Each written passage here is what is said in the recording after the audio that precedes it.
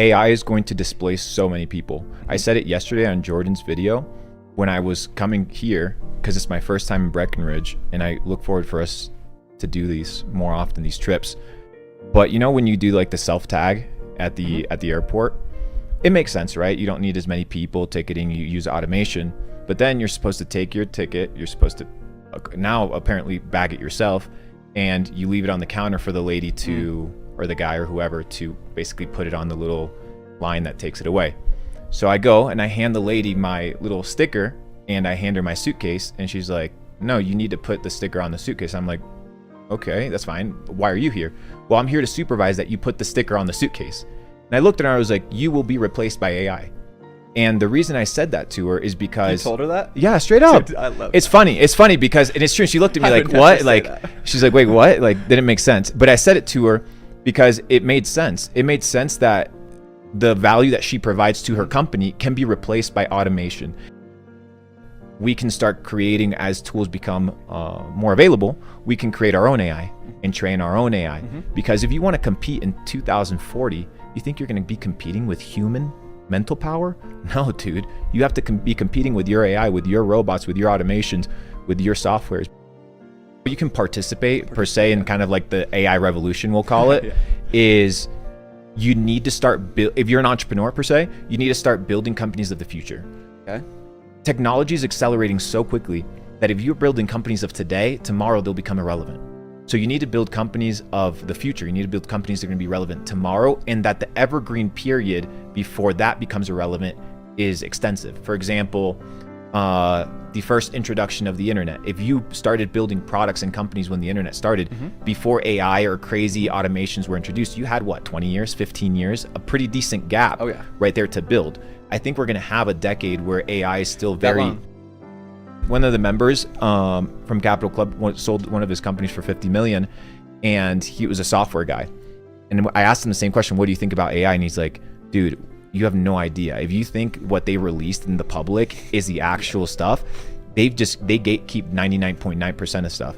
So the amount of power that's already out there, it is scary. And if you look at, for example, BlackRock uses an AI called Aladdin to do forecasting and predictions. And they've had this model being developed over the last several years, and that beats and trumps every other software and automation and any other person that's playing the game.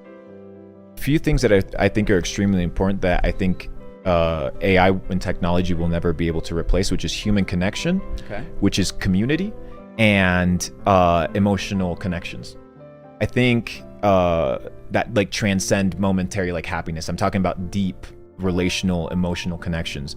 I think that these also create culture, right? Culture is dictated and created by people. And I think that there's a human factor and a human element that allows the world to go round. And even if AI is created, and yes, it learns by itself in the near future, it teaches itself, it has an origin point. And that origin point has biases, right? Because it's been created by somebody that has said it in such a way where, for example, you go to ChatGPT now and you ask for something and it says, it could tell you literally, my creators do not allow me to go beyond this border, or this is not something safe. Well, who told you that it's not safe? My creators told me that it's not safe, right? So you always have that bias. If you're an 18-year-old, I think you need to be developing skills. Do social skills become more important? Yeah, bro, social skills, because now you're interacting with people, and the people that understand how the game is played, they understand that everything is built in rooms with people, right? And they are the ones that are deciding. Whether it's in 100 years that AI is going to be the deciding factor, I don't know. There's an anime called Psycho-Pass that I recommend everybody watch, and it's this AI that is like 100 or 1,000 brains of different people of society, criminals, billionaires, peasants, everything, and it forms what is supposed to be the controlled neutral mind. But it's not neutral. It's extremely biased. And in the anime, it kind of shows you that entire narrative of a credit system, of a mental check, of a daily pill that they need to consume to manage their mental level and their mood. So you have this big situation where you have these bank runs that take place every 100 years. Do the research, do the history. Money is extremely new. Like how we perceive money, this fiat currency, this current format of central banking is extremely new. 1971, we left the gold standard, we go into full fiat mode, right? What happens, what people don't talk about, is that the president in 1971, he did a recall on gold. And he told everybody, right, it became illegal to own gold. It became illegal in the United States of America to own gold. You could own up, I think, to like 5 to 7 ounces. I don't remember the exact number. And then you had to sell all your money, all your gold back to the government for a standard price, a standardized price. And this was to stimulate the economy, when in fact it was stealing. Because anybody that can create money out of thin air and print it, it's called what? Forgery. Lying. Never gonna get that. When you forge money, you create money out of thin air, and you go to prison. Oh, okay. Right? So you forge money, you go to jail. Okay. But the Federal Reserve, they can print money out of thin air, and what happens? They're forging money, but no, there's no consequence because they're the ones that control the money supply. Therefore, they control the world.